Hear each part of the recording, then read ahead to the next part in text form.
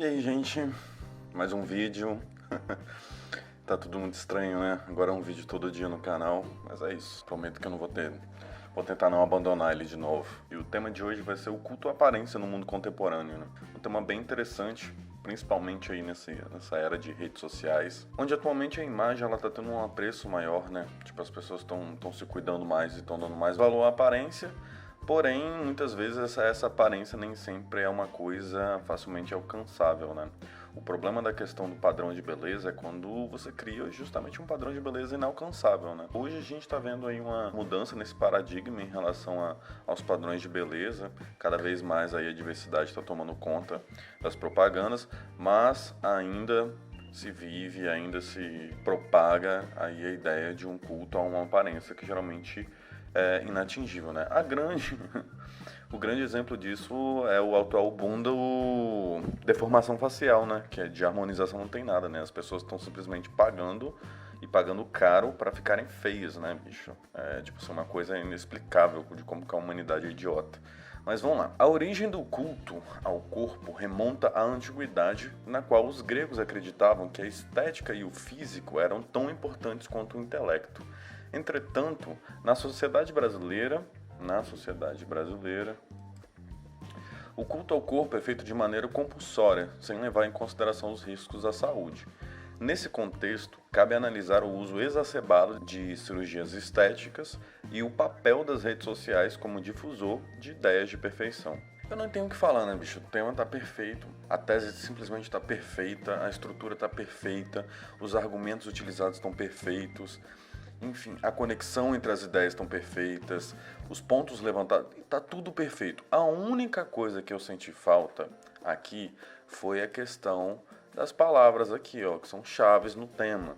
Eu sempre falo, sempre indico que coloque essas palavras na sua tese, né? Porque é ela que está delimitando o objeto que você vai escrever.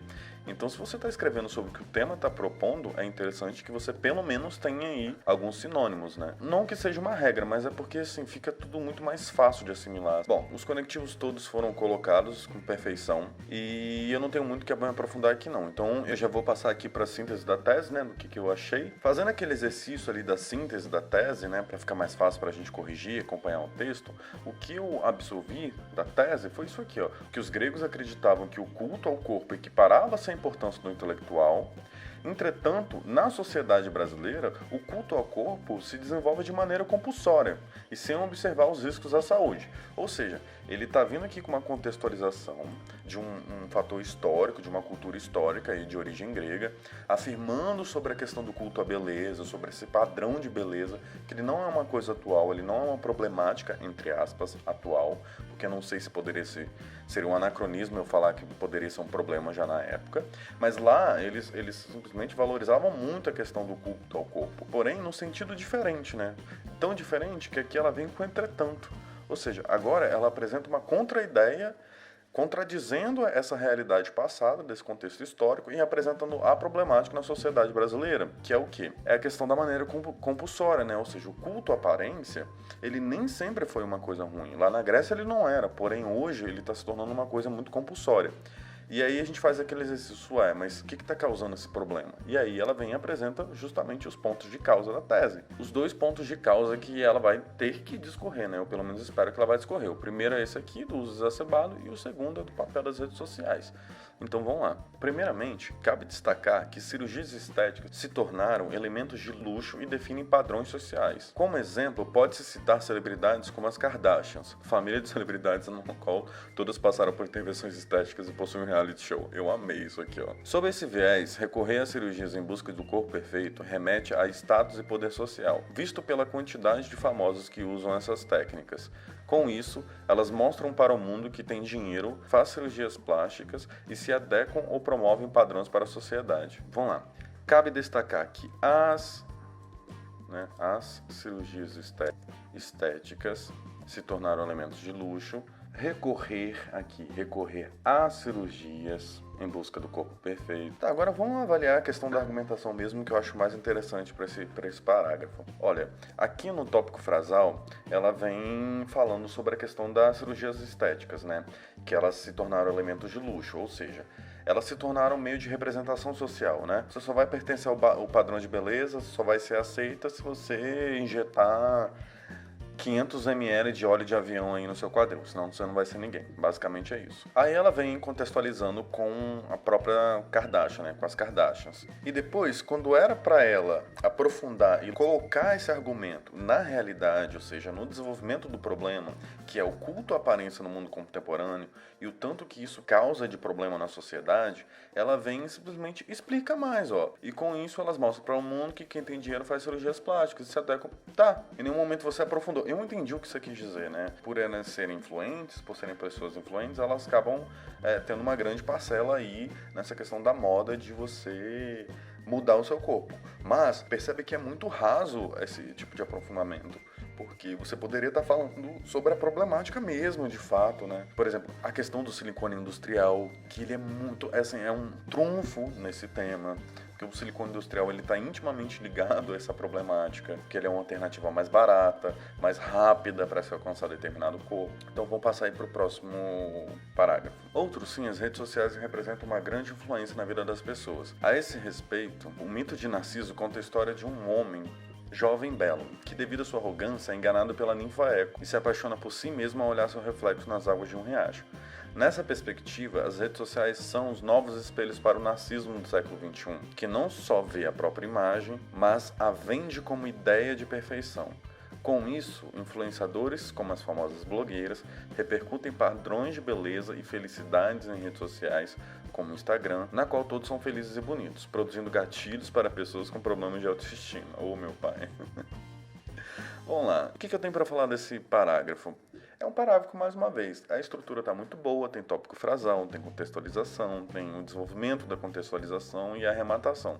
Porém, a maneira como que você está selecionando e interligando esses argumentos não está fazendo muito sentido. Primeira coisa é aqui, ó. Você obedece no tópico frasal justamente o que você ia falar aqui no seu segundo ponto de tese, que é a questão da influência das redes sociais, nessa influência desse padrão, desse ideal de perfeição, que elas acabam difundindo. Eu só acho que aqui você pecou um pouquinho porque rede social não é difusor de perfeição. Quem difunde as coisas não é a rede social, é o homem, né? A rede social ela não tem culpa se o homem não sabe usar ela. Lógico, às vezes a gente sabe que tem redes sociais que são programadas para isso mesmo, o que pode ser muito o caso do Instagram. Porém, não é a rede social que faz isso, né? Quem cria essa cultura é o próprio homem. Então, cuidado ao se referir e ao atribuir a outro sujeito o que é responsabilidade, sabe? Fora isso, outra coisa a se falar é a questão do mito de Narciso que está apresentado aqui. Não está corroborando muito com essa ideia. Por quê? Aqui você traz um conectivo que você vai trazer uma ideia análoga, né, ao que você acabou de apresentar. E aí você vem e fala que as redes sociais são os novos espelhos para o Narciso do século XXI.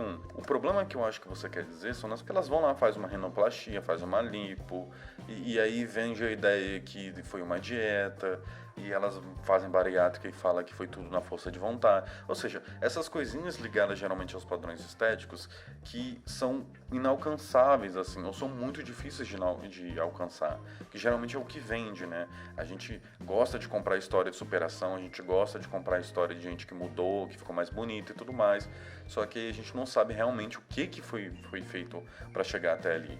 Né? Será que foi só disciplina mesmo? Será que foi só ela que passou a se cuidar? Será que ou não teve ali um procedimentozinho estético?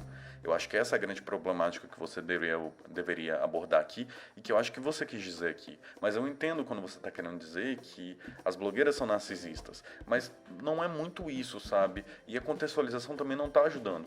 Talvez se você utilizasse aquela frase da música do Caetano, que é Narciso acha feio tudo que não é espelho, seria muito mais impactante e faria muito mais sentido aqui. E também teria a ver aí com o narcisismo. Mas eu acho que eu entendi o que você quis dizer. Porém, eu não concordo muito. Eu acho um argumento muito fraco para poder sustentar as redes sociais como um dos pilares aí de causa da problemática do culto à aparência no mundo contemporâneo, né? E aí, voltando para a arrematação, você arremata, né? Que com isso, influenciadores, como as famosas blogueiras, repercutem padrões de beleza e felicidades sociais, como o Instagram, na qual todos são felizes e bonitos, produzindo gatilhos para as pessoas com problemas de autoestima. Eu amei esse gatilho aqui. Mas não sei se você conseguiu perceber a diferença entre a sua arrematação daqui e a sua arrematação do primeiro parágrafo. Aqui você conseguiu muito mais argumentar do que no outro. O outro você simplesmente exemplifica, né? E aqui você de fato conclui uma ideia, você está fazendo um raciocínio, você foi lá no Egito Antigo, no mito do Narciso, trouxe ele para a realidade das redes sociais e agora conclui apresentando uma problemática que você acha que é a consequência. Então vamos ir para a conclusão.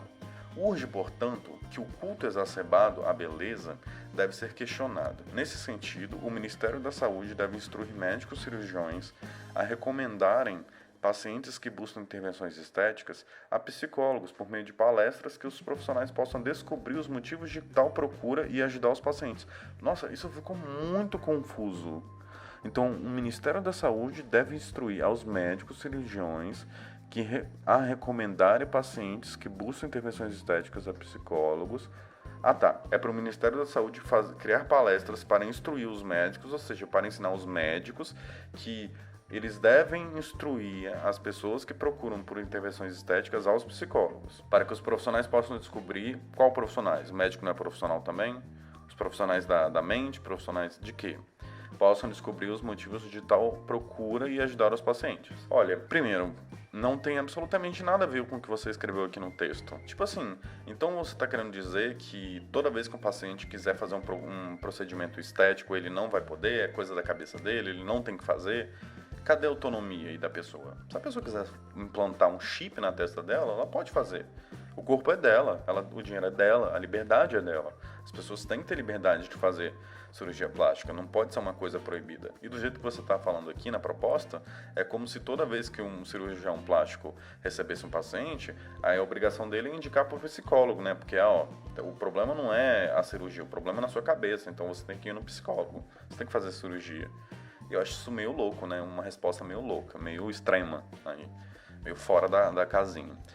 Vamos lá. Ademais, a mídia deve utilizar as pessoas dos mais variados biotipos para promover campanhas de autoaceitação e reflexão sobre os padrões estéticos e felicidade própria a fim de mostrar a beleza única que cada ser humano possui. Quando se discute esse assunto, a gente percebe lá no fundo que o que tem que ser penalizado não são as pessoas, não é a rede social, não são os influenciadores digitais que mentem, não são eles os culpados, eles não são os vilões dessa história. O que carece pra gente é educação, o que carece pra gente é questão de instruir o que é certo, o que é errado, o que é exagero, o que não é, a questão da autopercepção, do padrão de beleza. A gente sabe que essa realidade do culto à aparência, principalmente no Brasil, ela está muito ligada sempre a padrões inalcançáveis, né? Somos uma população aí onde mais de 50% da população é negra e a gente não tem representatividade nos principais veículos de comunicação. Então isso é uma problemática, né, do culto à aparência, porque às vezes a pessoa acha que tem que pranchar o cabelo, ela acha que, sei lá, tem que pegar menos sol, ela acha que tem que usar uma base de 4 números abaixo do tom da pele. Aí poderia falar sobre isso também, nem sei se caberia, mas agora que a gente viu essa revolução na questão do uso de maquiagem. Eu não vou ficar gastando muito, senão o vídeo vai ficar longo. Então eu acho que é isso, eu falei o suficiente para poder entender aqui do assunto. Agora vamos passar aí para a pontuação. Já que na plataforma, vão passar para a pontuação desse texto. Para a primeira competência, eu não achei muitos desvios não. Pelo que eu vi, não foi suficiente para ter uma queda muito grande não, então eu vou dar 160 na competência 1. Na competência 2, a gente teve aquele problema no segundo parágrafo, que foi um parágrafo aí com caráter descritivo, então eu vou dar 160 também. Na competência 3, eu percebi falhas muito grandes em relação a argumentos, né? Eu vi muitos probleminhas assim nas relações de ideias, que eu acho que pode muito melhorar, então eu vou dar 160 também. Na competência 4, eu não tenho nada que falar. Foi perfeito, os conectivos foram bem colocados, todos muito bem distribuídos, nota 200 aqui.